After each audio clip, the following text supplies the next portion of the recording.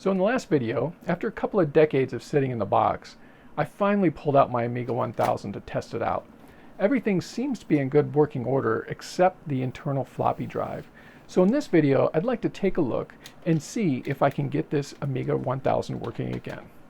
And with that, let's get started.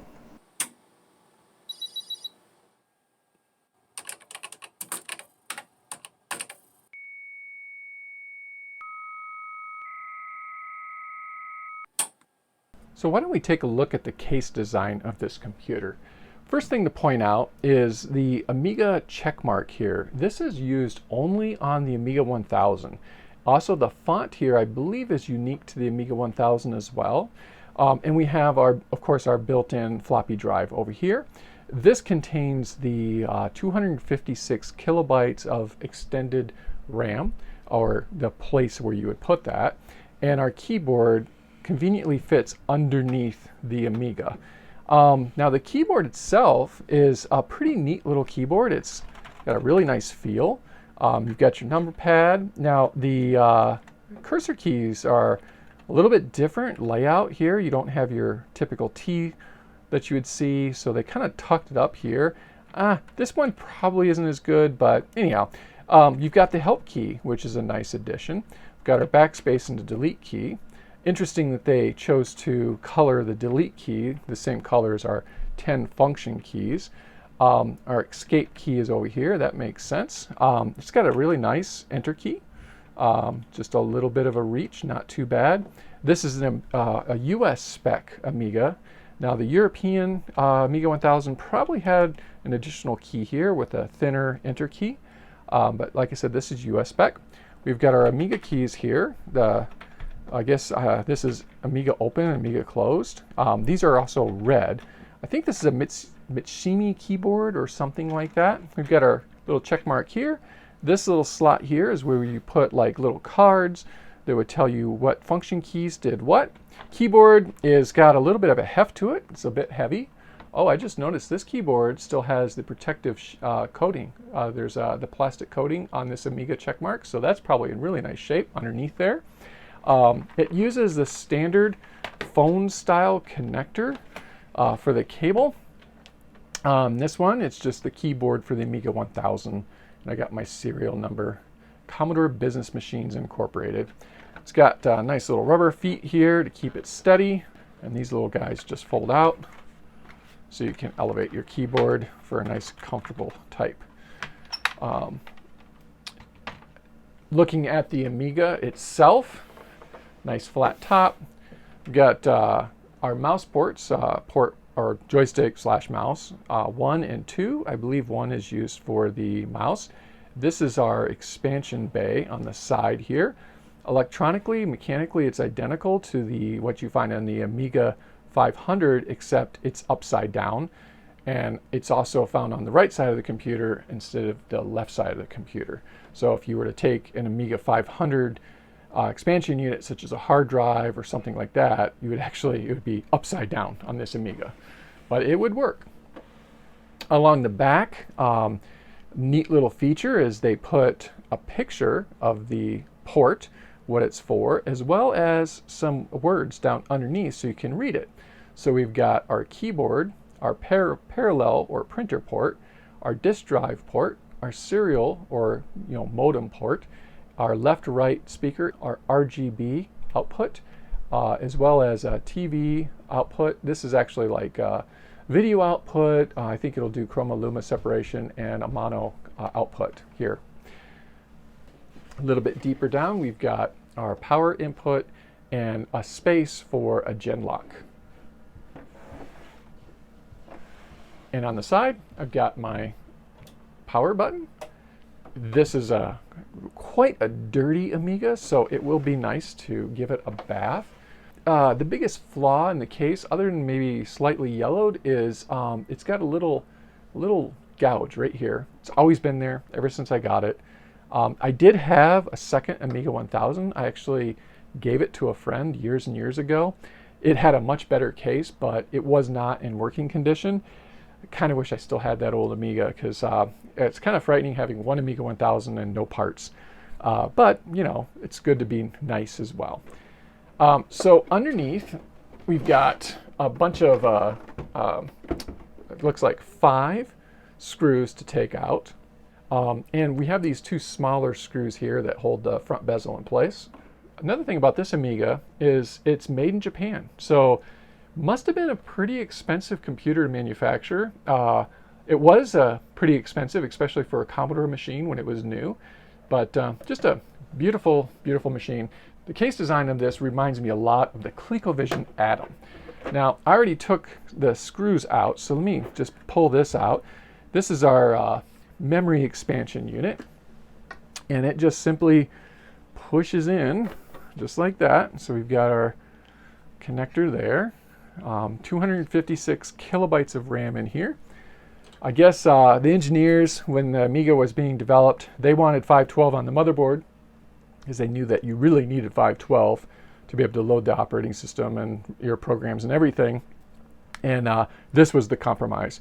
Commodore was like, hey, you know, we can sell them the computer with 256 megabytes and then sell them the memory expansion on the side. And of course, at the time, memory was quite expensive. So now, this Amiga, you can't just take the screws out, take it apart. You actually have to pop the case. So I'm going to give that, oh, there we go. There's a clip on the front and a clip someplace in the back. So let me see if I can do this without harming my beautiful Amiga 1000. So let's just get this worked all the way around.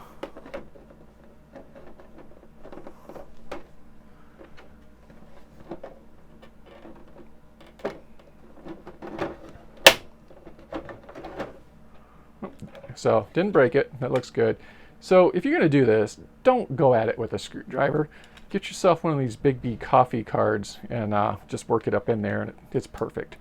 Let's take a look at the other side before I do any damage.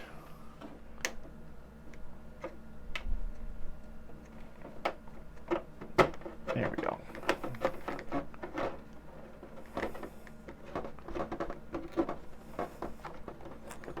It's going to be right over in this area in here someplace. Oh, there we go. That's there. Perfect. Now I've got it released.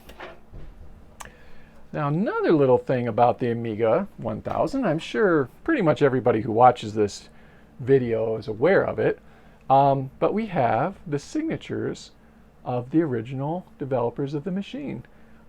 And one that's really quite unique is J Miner's signature here and Mitchie's signature as well. So Mitchie was his dog that he used to bring to work with him. We even have what appears to be a Japanese signature right there. So really neat. Not the first time this was done, because the Macintosh, the original Macintosh, also had signatures inside the case. It's pretty nice. What I would like to do, I'm not too worried about tearing this down and showing the chips, but I do want to get to this floppy in here and see if I can get in there and give it a good cleaning, and hopefully that'll take care of my issues with my floppy. Okay, so I had a screw here and another screw over here. Got a screw on the top of the floppy here, and then there's 3 screws along the side here, and of course it doesn't lift out. So looking down in here, I've got many screws running all along here, so I have to take those out as well. Perfect. All right, so you can see 1, 2, 3, 4, 5, 6, 7, 8. 8 screws and a little twist on the bottom shield there, but it's out. So here you can see I've got my daughter card, and here's the custom chipsets. This one's particularly beautiful in here. This is our Motorola 68000 processor over here. And the neat thing about the Motorola 68000 is it is a what they call a 1632-bit chip. It's 32-bit instructions on the inside of the chip with a 16-bit bus. Very forward-thinking, because they knew that they would take this architecture and go full 32-bit in the future, but they started with a 16-bit bus. So when they went to the 030s, or 020s, all the follow-on processors, you had basically the same instruction sets. but with a faster bus. So really, really good on Motorola's part. So now let me go ahead and pop out the floppy here.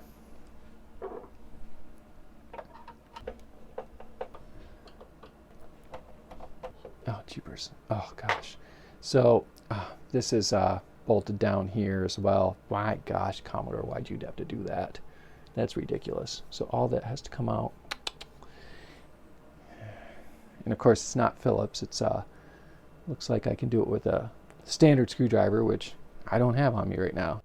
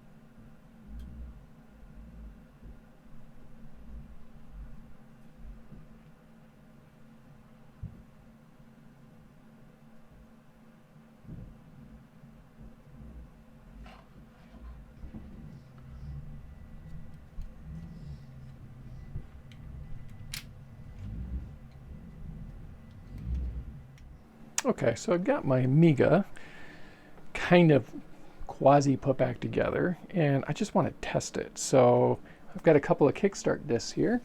Let's go ahead and try flipping it on and see what happens.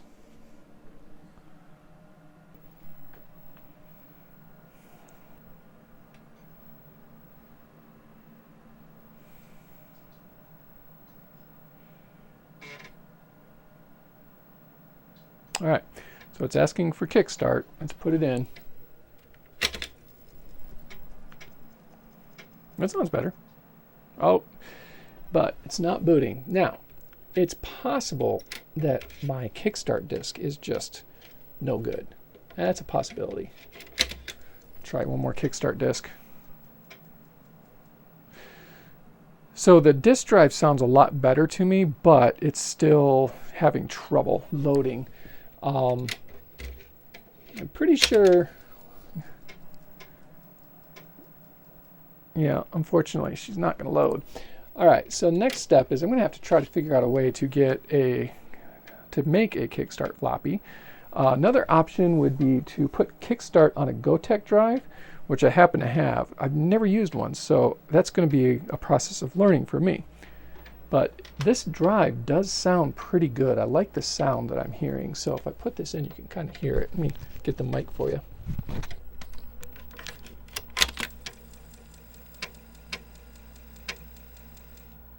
So that sounds healthy. All right, on to the next step. Let's see if we can maybe get a Kickstart image. So I've taken my floppy out and cleaned the rails and everything, and it seems to be working a lot better. At least it sounds like it's functional now. But I think the problem I'm having now is my floppies are decades old. So they're probably not booting anymore.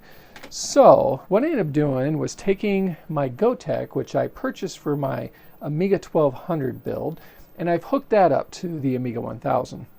Now I've never used a Gotek before, and I started running into some problems because the Gotek, there's a bootloader that it loads up first, and the bootloader allows you to assign programs to load, which on a normal Amiga works fine, but on Amiga 1000, before it can load any applications, it has to load the ROM.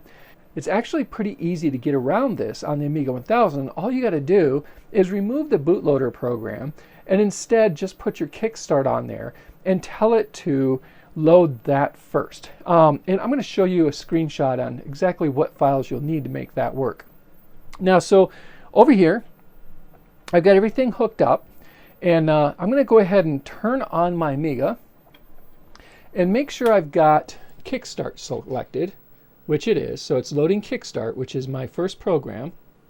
It's actually looking for program number DSKA0000 and then Kickstart. Over here, we can see my Amiga is starting to boot, and it should prompt for a Kickstart. It didn't prompt. It's actually booting now. You can see my flashing light. And then it's going to, once Kickstart's loaded, which is the ROM, it's going to ask for Workbench. So now I'm asking for Workbench, so I can take my Gotek and I can just simply spin it to number 1, which is Workbench, and that should now start to boot.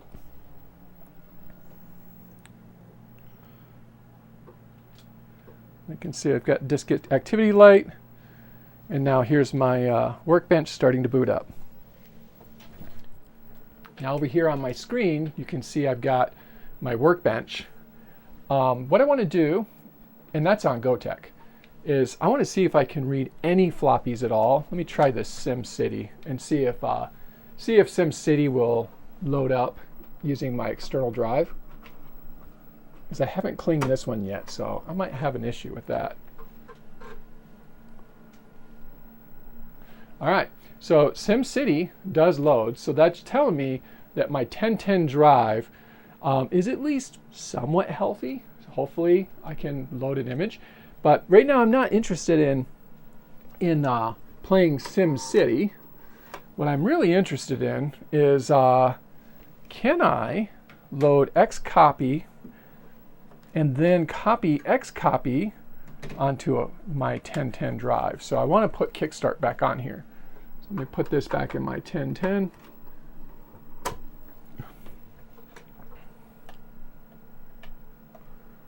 All right. So it thinks this is a Kickstart. So it says DF1 kick. So it's viewing that as a Kickstart. Now, what I'm going to do with my Gotek is spin it around to xcopy. There we go. So now I've got xcopy here. That should load up and give me xcopy. And let's see if I can run xcopy.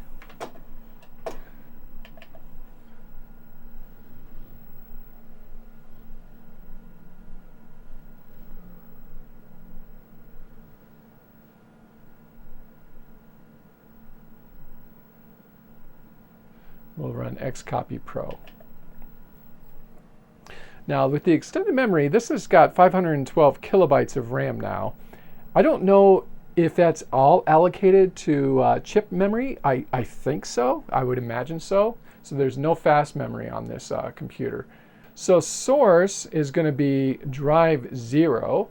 So what I want to do now is take my Gotek and put it on the Kickstart. So I'm going to run it around to Kickstart. So now Kickstart is going to be drive 0, and drive 1 is going to be my 1010 drive, and hopefully I can copy that Kickstart. So let's give it a start. Start copying Kickstart. Oh, so DF1 is write protected.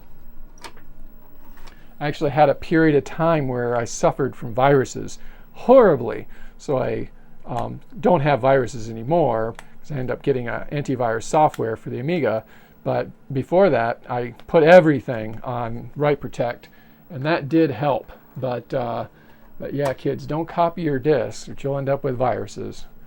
Let's try this again. Start. All right, so drives are spun up. They're doing their thing. Oh, and over here, I got an error. It says, verify error on disk in DF1. So that's telling me that floppy is probably no good. So let me take out my beautiful old red Kickstart disk and see if I can find a disk that's going to work for me. All right, so I've got a precision disk. This is a double-sided double density drive, which is actually perfect for the Amiga. You don't want to use high density on the Amiga because it's not set up for high density, and high density requires a little bit more juice that the Amiga doesn't have. So let me put this guy in there and see if I can copy it.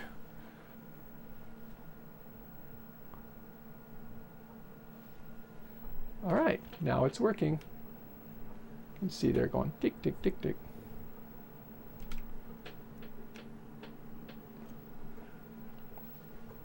So far I'm getting good reads and writes.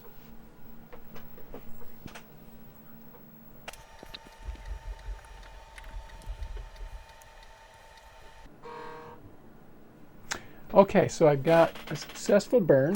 So this now, I actually had to run through 2 different floppies because my precision disk didn't work, and then I ended up putting another one in. I misplaced it for now, but it didn't work. The Kickstart, I couldn't copy to that one. And then what else? I had got one more. I could try copying the image to this Kickstart disk and see if that works. Let me give that a go.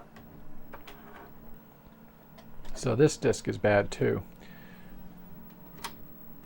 Now, if you look at these things, like I can pull this back and the surface of this disk, this one looks good, but like this guy here, it's got lots of crud on it. Actually, you can, I don't know if it'll focus, but I can see lots of debris and gook on the surface of this. So that's why this doesn't work anymore.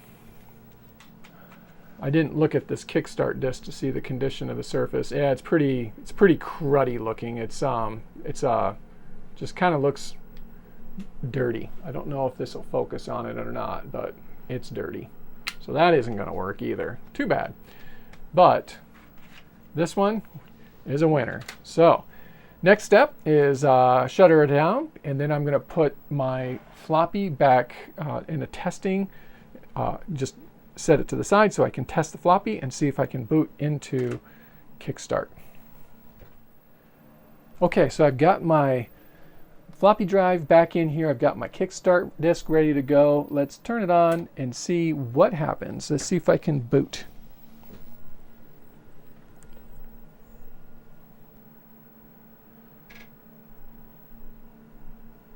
Okay, Amiga's asking for Kickstart.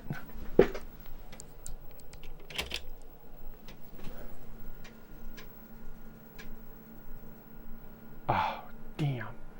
Not working.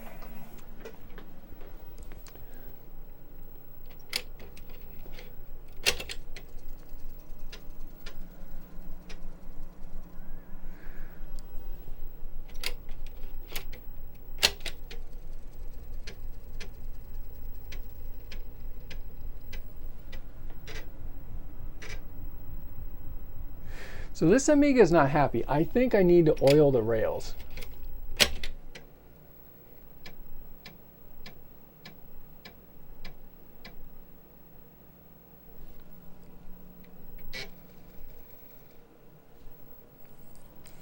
All right, so I think I need to oil my rails, but it is asking for Workbench, so it did successfully install Kickstart. All right, Workbench.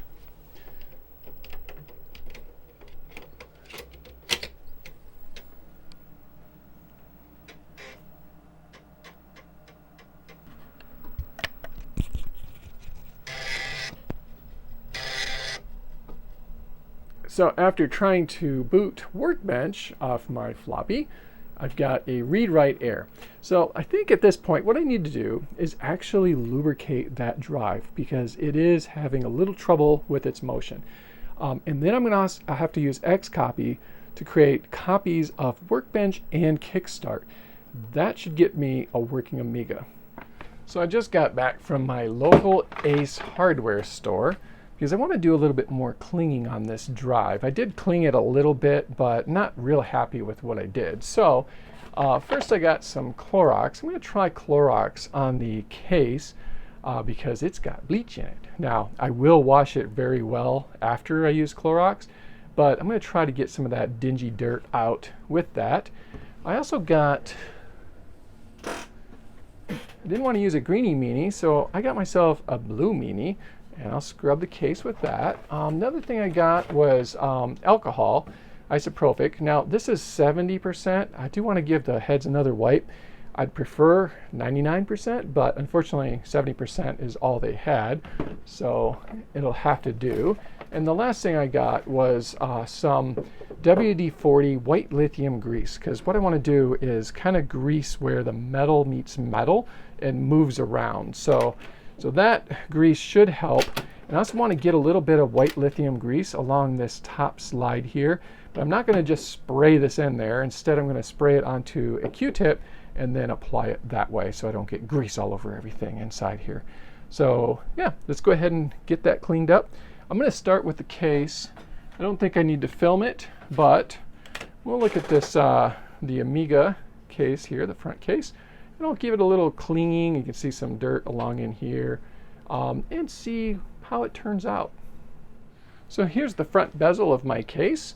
I just used a little bit of Clorox with a little bit of scrubbing, but not too hard because I didn't want to scratch the surface of the, I didn't want to scratch the paint, and I also didn't want to scratch the plastic itself. But it turned out pretty nice. I've never retro-brighted any of my vintage computers. I just don't know what kind of impact is that going to have on the plastic long term. So my preference is just to clean it and call it good. They're all going to yellow over time. Just get over it. But next thing I'd like to do is I'll hit the rest of the case at the top of the case. I'm not going to disassemble the Amiga 1000 because I don't want to go that far with it. I'll just wipe down the bottom of the case. And I'll wipe down the keyboard, clean that up a little bit. Keyboard looks pretty good, but it does have like a pencil mark here. And the big one is tackling this 1010 drive, because this one is nasty. So it would be nice to clean that one up, because I think that drive is in good working order, so it's definitely worth preserving.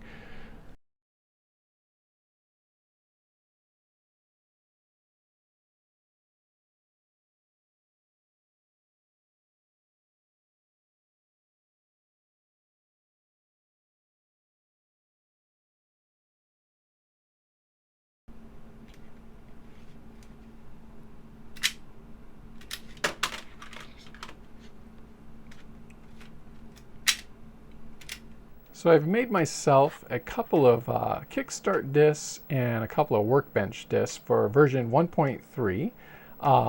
Taz was pretty cool, and it actually wrote to this beautifully. And then I've got my Workbench. Here's Kickstart and another Workbench. So let's go ahead and get my Amiga back in its test configuration. I'll put in Kickstart. Let's see how it boots.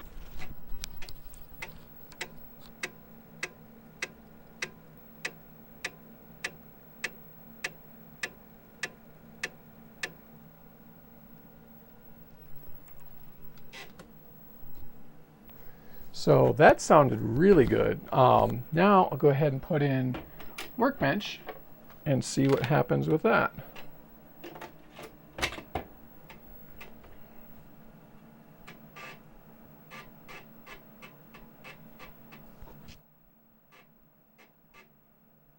All right, so I'm able to boot completely into Workbench. The drives sound fantastic. So it's amazing what a little bit of alcohol on the head and a little bit of oil on the moving parts of a drive will do. So this video is running a bit long, so I think it's time to button it up, put the computer back together, and I would like to follow this up with a part 3 on what the heck can you do with a 16-bit computer from 1985 that only has 512 kilobytes of RAM. So until then, take care of yourself and goodbye.